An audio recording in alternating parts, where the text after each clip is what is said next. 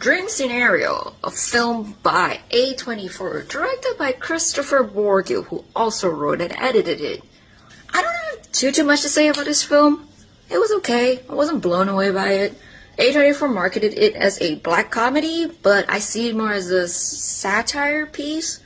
It's more of a satirical commentary piece on viral fame and meme culture, more than it is a black comedy, if you ask me. So the reason why I don't think it's a black comedy, because A, I didn't think it was very funny, and B, a black comedy requires a lot more nuance than what I think Kristoffer pulled off. So this film is about a man who is so ordinary and boring, and he kind of wakes up one day and realizes that he is something with a capital S because he keeps appearing in people's dreams and nobody knows why.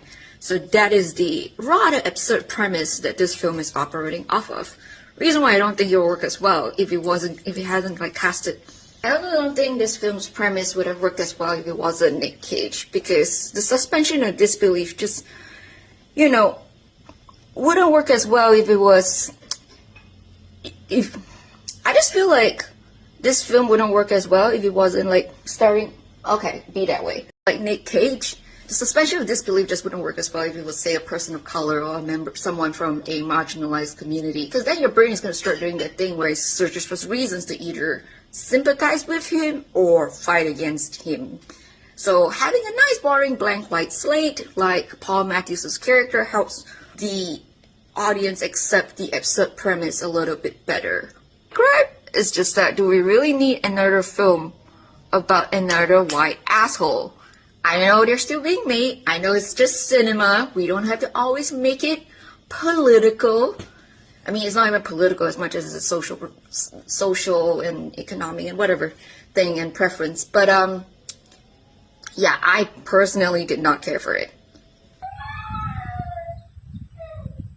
Did not care for it. Woo! Good example of why as a director you shouldn't edit your own stuff, because you lose sight of the bigger picture. The way I see it is that editors are kind of the final gatekeepers of the film, of what the film is supposed to look like, sound like, putting that all together. They're the ones who oversees that process, even though there's a lot of moving parts, and they're the ones as the final gatekeeper of the director's vision. They'll be like, oh, well, the film that you told me you want to make is like this, and this is why I made it like this. And then, you take in other people's input, and you are also less attached to things, because as a director, you have been through the shooting. You're sitting in the suite going like, but we had to fight a Ronin for this shot.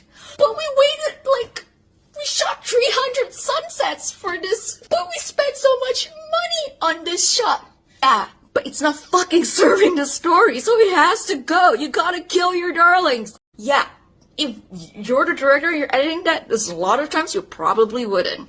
The visual language of this film is not coordinated for that reason. For example, there's twice in the film, he cuts to a low angle close-up of Twice in the film, he cuts to a low-angle single of his character. And you don't see these low-angle shots other than twice in this film, which usually means if it's sticking out, you'll be like, oh, this is a different angle. This looks different. I should probably pay attention to this. I should probably pay attention to this character. The first one being Paul's ex-lover who runs into him and his wife after the play. He cut to that, but overall her character it wasn't really that significant. She was the catalyst in how Paul eventually became a meme. But the thing is, you could have removed her from the picture and this phenomenon would have still occurred to Paul anyway within the story world. So is she that significant? So why did she get a special shot, Kristoffer? Why? The film is about Paul Matthews, who is, he's a regular shitty person. He's not perfect. He's got flaws. He doesn't know how to keep in his pants sometimes, but he's a regular shitty person who then suffers consequences for a very shitty person. And that's kind of, in comparison, that's kind of how you feel bad for him. But you feel sympathy for this guy. Then you're like, oh yeah, that does kind of suck. And then he does certain things in the film, and you go, but also, you kind of suck.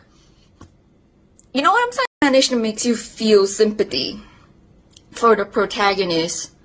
Well, and then you feel very confused about yourself for feeling sympathy over this guy. But you just remember, it's all about the comparison. He's just a regular shitty guy. You can just be sympathetic on a regular level instead of him being a very shitty guy.